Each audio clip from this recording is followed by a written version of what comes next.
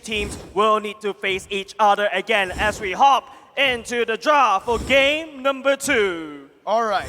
You said that they might go for the Grok ban, right? Firstly, we gotta see who actually goes for first pick and who's second. There you go. MDH, first pick.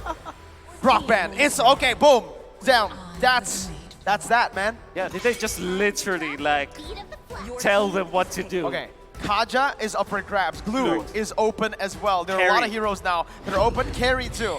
And that's going to be the first pick. The carry. But man, the Glue, the Kaja, both open for the side of Incendio. And both great against the carry. So I think you 100% go for the Glue this time. And maybe consider something like an early Claude or maybe a third pick Claude. For now, your options will be Valentina and Kaja. Two heroes that are very good as well for Incendio. And we saw Rosa played that Valentina so well. You know what else is really good up against the carry?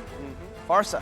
Farsa is also... Rosa did a really good job on the Farsa in the group stage. I think right now, I don't know about right now, first pick, but it can definitely be the pick later on. Yeah, I feel like the Farsa is really good because your main goal is to land just at least one shot of the Feather Astra on top of Marksman, and all of a sudden the Marksman just doesn't really dare to enter for the fight. But another hero that I have in mind is that Kaja. What a carry wants to do, I want to fight you close range, and when you're close range, you're susceptible to that abduction from Kaja. Yeah.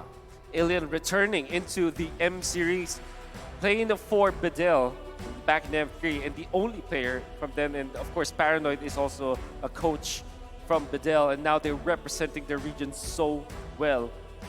Are we going to see something like a Faramis for MDH Esports? They haven't picked that up. Oh, they did in Game 1 against Malvinas. Decent versus the Glue, but instead they go Kufra, well, they still go Faramis. Stop it, Wolf! What the heck? I don't know. You're on fire today. Not only you. Okay, I'm not Are gonna you bring that. MDH's coach? Secretly? I wish. I wish. Not only you're on the desk when the two regions got okay. I don't want to be salty about that. Let's not go there anyway. Let's not go there anymore. But Faramis and Kufra being picked up. It also from the side of Incendio, the Farsa is gonna get picked up. Wolf. Man, your predictions. Your knowledge is rubbed off on me. I got the Farsa, you got the Faramis. All right, we're cool. Jace, now it's up to you. I got the Kaja, I think. Oh, okay. Okay, we're all cool. We're all cool. We're all cool. We got the quota done for the day. Lapu gonna be banned though. Does seem like again Incendio want to respect that backline threat. They have a Farsa. Very easy to cancel Feather Airstrike, not like the Eve. Yeah. Benedetta and Yuzong will be the choices now for Incendio Supremacy. I think I'm favoring the Benedetta ban as it is a hero that can actually win a lane against the Glue in a way, because you can just go to the backlines and be okay. And maybe this is something that MDH Esports will be considering later on. For now, XP should be the priority for bans when it comes to Incendio Supremacy's draft, while for MDH Esports, they're going to be looking for the carry counters that we have. I will not be surprised if it will be the Claude as their last ban. I think apart from the Claude that's going to get banned away, the Hayabusa ban going in from the side of Incendio, I think what Incendio is trying to do is making sure that MDH is not as comfortable as possible. The Martyrs will be removed by TNC. They have no answer to that, so might as well just take it away from Incendio, right? But however, there's another interesting point is that technically speaking, the Faramis is also quite a good counter against that Glue. Well, you can say that. I think you can also consider a Fredrin now. Even when you already have the Glue for Incendio, absolutely, because you have your frontliner. Although it might have a little bit of a problem against the carry, but you kind of have to have someone to get into the front lines, because even when you have the Glue as well as the Kaja, you have to have someone in front. Unless they want to go full-on assassin now for Incendio, but knowing the way that they draft, they don't favor that. Maybe something like an Amon will be the last of their choices. That's what they picked last time, and I was about to really hype it up when you got that. But Brody comes out. A good choice, with all the marksmen already banned out here. Bea, we saw the 1-1 earlier. Up against the carry, you can go for the Claude, but the Claude is not a good matchup up against the carry. Yeah, I think the problem is that you go in Blazing Duel, and then all of a sudden it is going to be the Faramis activating the ultimate, and then all of a sudden, your damage is basically going into the drain, and there you go. I wanted that aim on the side of PNZ, but it's going to be MDH taking it away as well. Not only just that, there's also another potential dive coming up from the Benedetta from the side of MDH. Just how it is, Mirko. And the Benedetta as well. We talked about this. It's gonna be good versus the Glue, at least in the laning stage. That is why they might have picked up the Brody. No, come on, Assassins. Wait, please don't. No way. No way. You all saw. We saw that. You all saw that. Oh my god. Don't zoom in. Zoom in. Okay. If that will be the case, this is definitely a throwback to what the Ube started with. I'm gonna go for the Ube. Blacklist Ube loves that. He's gonna tap it.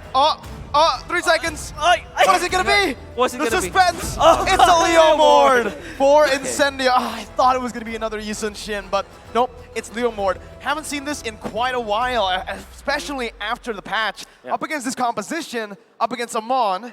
Thoughts? Okay, so a little bit of tackiness in there, just a little bit.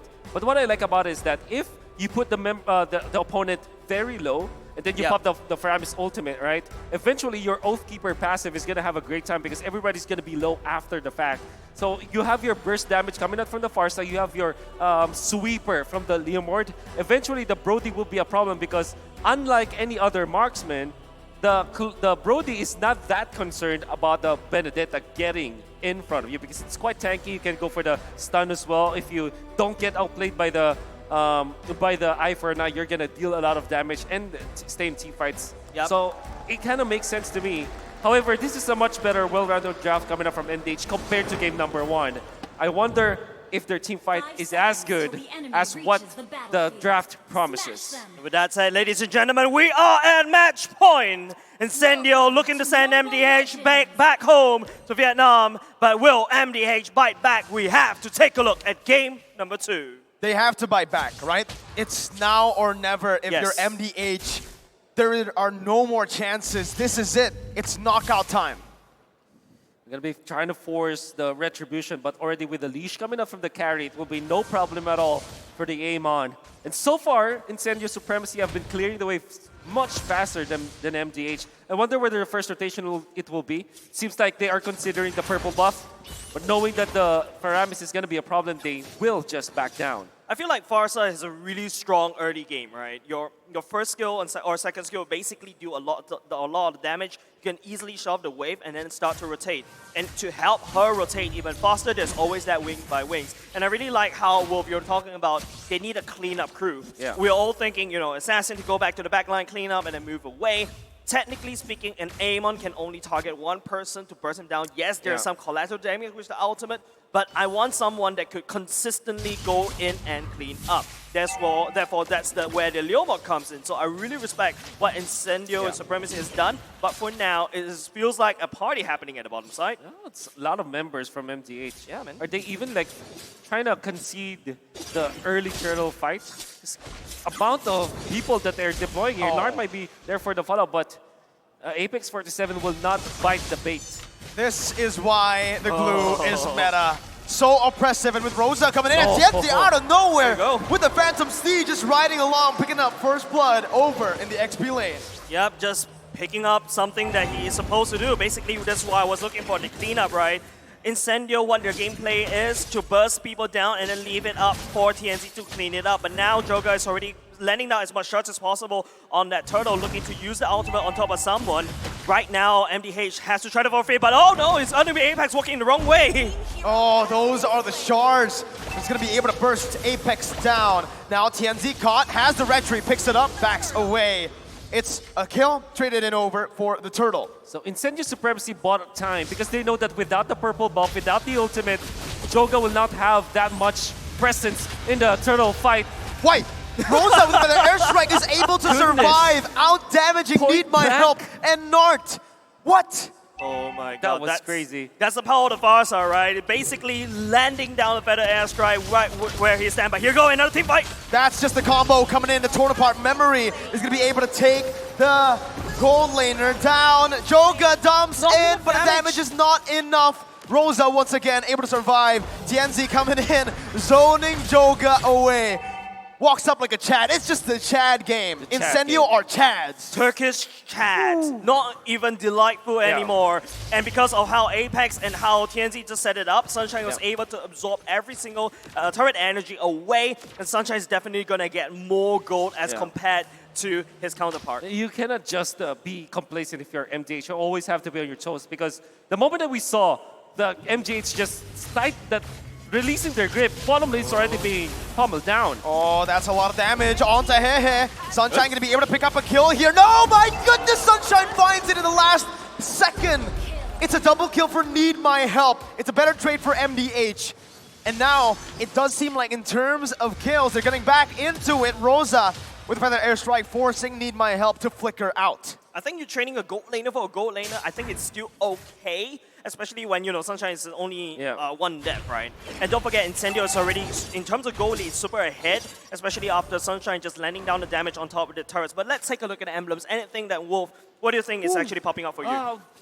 I think the choice coming out from the Brody this time, which is a killing spree. The Divine Judgment onto Joga. Nart able to save his jungler with the Tyrant's Rage. But just like that, no retribution on Joga. And that means it's a free turtle over for the Turkish Incendio supremacy. So timing. The killing spree choice now for Sunshine is totally different from the Brody that we saw earlier on with the Weapon Master, right? So I would assume that there will be a time where Incendio Supremacy will snap and activate that Turkish Delight once again. Maybe in the mid game, maybe around 7-8 minutes. We're going to be grouping up together, want to try to outrun MDH and just take the turrets after one another. Yeah, but it's going to be Nart engaging, bouncing ball onto Apex 47.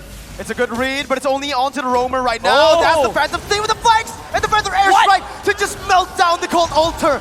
TNZ with the double, running Nart down. That's the bouncing ball to stop the engage. And Incendio just are happy with a 2 for 0. Backing up for a bit. Nart charging the Tyrant's Revenge, but Alien stops him in his tracks. Absolutely delightful, right? You can see the power of Leoma right there. Just counteract every single thing that what Need My Help wants to do. Looking at the items, already a Hunter Strike, already available for TNZ. Not only just the fact that he's going to do a lot more penetration, he's going to have that movement speed buff in order for him to chase down any targets. It's all up to Nart to activate the bouncing ball at the right timing so that TNZ doesn't have that follow-up. And that is why you saw the theory on Leomord, why it can be good against the Faramis, because what you do is that you chunk down your opponents with the Farsa, and when they activate the Cult Altar, they are going to be stunned up because their HPs are low. When the shield has run out, you actually stun them, which is, you know, not going to be in favor of the Faramis users. And you saw the Oathkeeper just deal so much damage against the members of MDH after the Cult Altar is done. And it gave a lot of map control now for Incendio Supremacy. Now they're trying to push top. Yeah, they're definitely going to push top. Sunshine Nart is actually just jumping right in front of Incendio. Hehe's gonna fall! Oh my god, it's a fadeaway! Nart gets a Tyrant's Rage, but it's all in desperation. Apex 47 is still alive and Sunshine picks up a double. It's a dominant game. Incendio are absolutely steamrolling their opponents.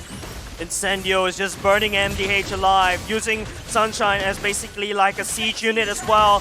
They are so greedy in this one, taking not only just the turtle, but also at the top side. They are so ahead, and MDH need to find some way with Nart, find a good engage, hopefully catching Sunshine. All right, what can they do, right? If you take a look at the replay here, Wolf, tell us what they could have done better, because it feels like Incendio are just so far ahead.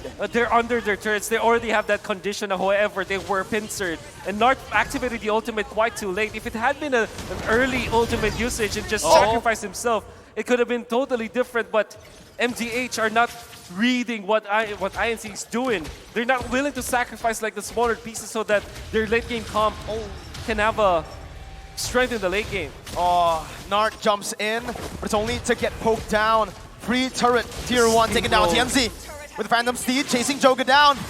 No, what? What? Then the charge just did nothing. Holy moly. Nothing. How? Didn't even, it took a shield out, I guess. Yeah, just that's a big problem, right? The biggest amount of damage as an assassin was just nullified by one shield. That's how far TNZ is ahead against Radiant MDH. Armor. That's why. With the Radiant Radiant Armor as almost like a second completed item, there is no way Joga can find assassination on his counterpart. That's very smart if you think about it, because he knows that even when he's not an actual frontliner, Leomord is almost like a frontliner because you're always on the front. You're always trying to fight. Radiant Armor nullifies the Ghost Bursters as well as the damage coming out from Amon. Knowing that he will be in the front lines anyways, so that the others can set up, all he had to do was to sustain. Yes, he does have the Hunter Strike for the damage, but he'll be outputting a lot more attacks because of the Radiant Armor. Yep, and in order to, he can survive even longer, right? He's gonna stomp down MDH, Feather Airstrike going in, there was also a Lightning Chunk in as well. It's gonna be also the King trying to look for something. Looking for a Divine Judgment on the other side, and Sunshine just takes the kill. Just no counterplay there. MDH, they tried their best. Well, they did defend the tier 2, but it's all for a kill over the Incendio, and now they have full control of the Lord that just spawned. Maybe some miscommunications coming out from MDH is definitely not a good move coming out from King. Sure, you have the Petrify. You can take out the Farsa, but with this amount of lead coming out from Incendio Supremacy, you'll easily be punished by your opponents, as we saw in the clash. I feel like the Benedetta right now, as we're looking at the Lord, basically giving absolutely free over the side of Incendio. I think what the King needs to do is what he's doing right here. Try to split push, try to create some pressure opposite of the map. But at the same time, it's also going to be MDH trying to patrol around the map and try to sneak away turrets as much as possible. Blade of Despair already picked up by TNZ, together with the Hunter Strike. And the fact that MDH are just getting demolished by the damage output of both the Brody as well as the Farsa. This Leomord is now activated. We have not even talked much about the Kaja and how great it is against the punishment of MDH. So in Incendio Supremacy, you have all of their ingredients together. Their Turkish delight is waiting. Siege down below. The King, 2 basic attacks, and he's already so low. Remember, Brody, most of his damage comes in from the stacks with the torn apart memory. So if he's able to melt down opponents just like that with 2 basic attacks, man, you're in for a lot of damage. Incendio just picking turrets off left and right, mid, bottom, and even the top side has been taken down. Base turret passive is going to be taken down as well, 1 by 1, as they look to siege down below. The Feathered Airstrike taking a... What? That's so much damage. Hehe is down to a quarter of his HP with 1 Feathered Airstrike shot. That's the whole point of Rosa, right? Your main goal is to not kill anyone. Your main goal is to have enough damage to push people away. Look at him. He has the clock, he has the lightning trunking, Holy Crystal already, definitely going into the Divine Glaive already. But there you go, Conceal Play going in. It's going to be Nart charging up. Oh, Nart not going to be able to find anything here. The Phantom Steed comes in, and the Divine Judgment too. Nart pulled back to the team, but their airstrike popped in. Need my help, going to be melted down. 1 HP, he's 1 HP, but he's still able to survive. The base, however, is going to be taken very low. The King going to be immobilized. That's a torn apart memory. The Endless Shard does nothing. Need my help has been slain, and so has MDH. Incendio take it 2-0, clean sweeping MDH. Incendio Supremacy showing supremacy in the lower brackets. They will be going up against the next challenger, which is Team Hawk. Oh man, I am lost for words. The aggression that you saw coming out from Incendio Supremacy was because of the fact that they played the early game so well. They knew what they needed to do in the early stages. They have found their openings in the turtle fights. They made sure that the bottom lane is not going to be stomped by the carry and the Faramis. They know what they needed to do. Alien was on point with the laning stage. It wasn't that he was able to stop the Benedetta from getting anything out of the map. But Farsa had his damage output intact, and Leomord played this so well. Everybody is picking up their own weight, and that's the reason why the Turkish are gonna advance in the lower brackets. Man, the representative for Turkey showing delight, showing pain against MDH. It is really a tough game to watch if you're a MDH fan.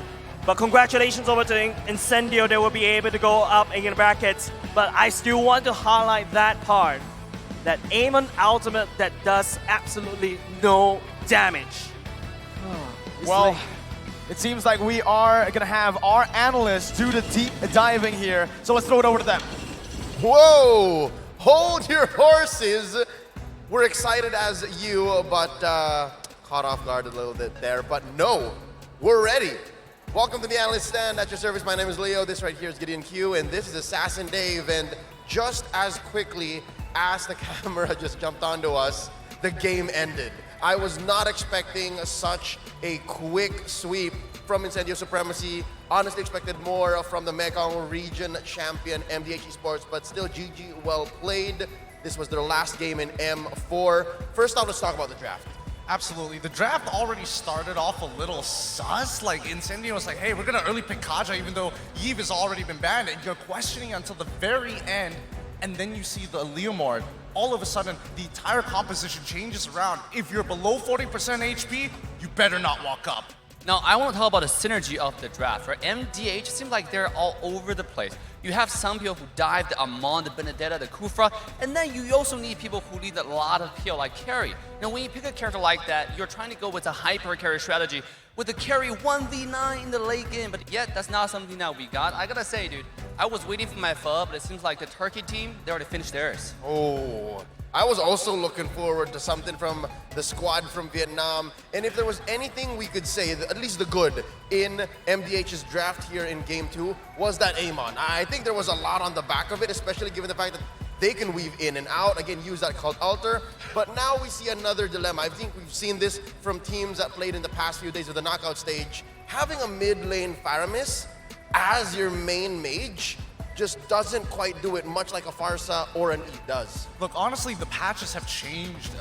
The nerfs, multiple nerfs stacking on top of the Faramis really makes it difficult because, again, you're expecting his ultimate to protect you from, oh, I'm 40% HP, oh, drop down the all-call altar, I should be safe. No, absolutely not, and especially with Brody on top of it all as a second layer of insurance. Absolutely, and Farm is so easy to counter now, right? You have, just like you mentioned, Eve, the Farsa easily taken away counter effectiveness, and let's take a look at the stats of the past game. You can see their Sunshine 616, the KDL on the entire side of Incendio is insane through the roof. Rosa 4-0 and 6, 0 death gaming right here.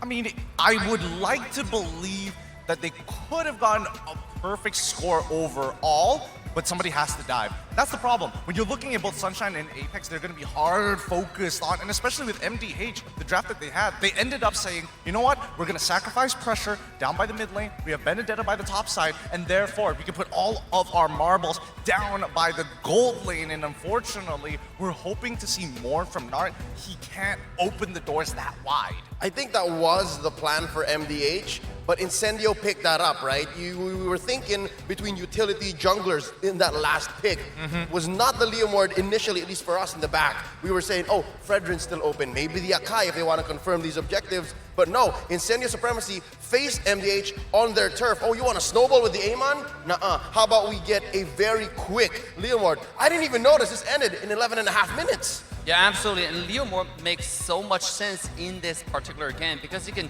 just take away the effectiveness of the Faramis, and also he go head-to-head with Amon, and he can one-shot a carry in the late game as well. Leomord is a character, it doesn't matter how many deaths you have or maybe somewhere you're behind, you can one-shot a marksman if you do the combo right. And here we go with taking a look of the kill participation here for everybody. Faramis 100%, look at Sunshine, 92% on a marksman. Yeah, no, I mean, 92% because so much focus was pressed upon him. He kind of didn't have a choice. He had to be a part of things. And honestly, the few assists and a couple of kills that he was able to accumulate in those team fights really sent him snowballing and flying through that gold lane. But my biggest problem right now, when I'm looking at the Amon, what exactly was that plan? And I remember we were talking about it, Dave. We were talking about, like, yeah, he can, like, absolutely destroy the Leomord, and then the Radiant Armor came in, and then all the problems start coming through. And that was it, right? It spelled doom for MDH. My heart goes out to the Vietnamese, to everyone in the Mekong region, because this was their only representative, right? And MDH now have to take a bow. For Nart, though, he's the only amount of peel. The only way that Incendio Supremacy could be quelled. But I think the Leomord was such a great way to say, no, even that is a non-starter, because again, that passive on Leomord, as soon as he sees someone below a certain threshold, starts critting, and I guess that's what happened here to Nart. Yeah, my heart goes out to you. Is that how you say his name actually? Wait, hold on. I had to make sure that it was exactly 6 because if not, I would get a lot of trouble for this. But overall, like the diversity from the composition seemed like a good idea. It really worked against them. I was hoping to see Fredrin, maybe in a Kai, coming out from Joga. Yep, but again, it is what it is. Plans don't pan out, and who takes advantage? The MVP, making the most of the situation. Rosa in mid, even in the group stages, catching the eye of so many fans all around the world. 4-0 and 6 on this mid lane Farsa. Well deserved that both games he absolutely shined through the matches, right? Last game the Valentina, this game the Farsa. Last game I give a lot of credit to his Lolita copy with the Numenon's Blast. In this game with the Farsa, Zero Dash Gaming, 77.3% kill participation. This guy with throwing out damage left and right, killing the carry, making sure he has no room to deal damage at all. Look, he was absolutely destroying, just raising buildings upon buildings. He doesn't miss his ult, and that's why they don't put him in the sub position. They put him as the main roster. Rosa, he has so much more to show, and I cannot wait to see it. It's going to be a long climb for Incendio Supremacy to go far in the World Championships, but again, with Rosa taking mid lane this dominantly, then I think they can go far. Something to note as well, the fact that he rocked the Purify, could have chosen between that or a Flicker, made the whole range situation for MDH even worse. Even if you do catch him in the back line, he's fine. He just has to make sure the Purify's on and even the wings by wings. And I think he really used that rotational speed to his advantage. Look at this heat map. Starts in the mid and then had some time somehow to go both top and bottom. Well, I mean, not only that, check it out on the bottom side. He's literally outside of the map half the time. He's just chilling, buying that extra bit of time, and as soon as he sees the opportunity, chunks them down. If you have to take my life, sure, but don't worry, I have the cleanup squad ready to come. And I also want to point out that a lot of times he was camping in those bushes. You can see the dots, yellow dots on the minimap. Yes, he's on the all side of the river, but at the same time, you can see him hiding in the bush, and that's the power of Farsa. If you land a skill 1 into the ultimate, it can be deadly to any squishy and even tank sometimes, right? Because you have 4 of those bombs that you can use. Look at this rotation here. You find a pattern of all the good teams, all the good mid laners. They're always all the way across the map from top to mid to bottom. Yeah, it just shows how far ahead the planning was, the communication, and the synergy of Incendio Supremacy coming through, helping them get the sweep. Let's check out the highlights. I believe this goes far back as game 1. Yeah, it really does. And honestly, we should give our hats off to Paranoid. If he's coming up with these drafts, absolute genius all the way through. He is setting up Rosa for success. So many people cannot deal with the amount of pressure that he was applying. In this particular game, Incendio Gaming, especially with the Valentina, stealing away the correct ultimates and making bigger plays than your opponent is already a big no-no. And also, look how much healing Apex providing in this particular game, right? Claude comes in with a Blazing Duet, almost finding no damage. In fact, I think the entire team healed up more than the damage that Claude was doing. It must be bad to be the marksman position. Let's take a look at the second game here. Sunshine on the bottom side. I think the reason why Sunshine has so much kill participation is because the fight is always happening on the bottom side, right? Because both sides try to pressure the early game advantage, and here is Sunshine 1v3 and trading the carry for the kill. Yep, and that was in the first 5 minutes. So I'm guessing as a Brody, you're okay. Your power spike somehow happens in the mid, and because of all the pressure in the gold lane, mid and XP was all the more easy for Alien and Rosa to come through. And again, the 2 different kinds of MVPs, right? Setup and payoff. In this case, Rosa was both. He was farming up so quick, almost completed his arsenal in a short amount of time, and even helped the team completely dominate the whole map. So again, that's a story of Incendio Supremacy versus MDH. What was that? A total of just about 24 minutes for the Turkish to have eliminated the Vietnamese. Absolutely, and I mean, you know, MDH, my heart goes out to them. It feels like they were putting so many eggs in one basket. It's like, okay, how do we counter this one ult? We just need one guy. There is no layers to the plan, unfortunately. Yeah, but there's no time for them to have the plan because going forward, Incendio is going to take on Hawk. And that's even going to be a more interesting game to cover. I'm going to have to ask Gideon how he feels after we throw over to our host. They are with Incendio Supremacy on stage. Mara and Clara, what's up? Thank you, analysts, here with us. Incendio Supremacy from Turkey! Showing great stuff. That's right, and really curious about them now. How to have a beautiful hair like you guys. Oh yeah, you guys gotta share us what you're seeing. Who's their shampoo sponsor? Beautiful hair. Take a look at that.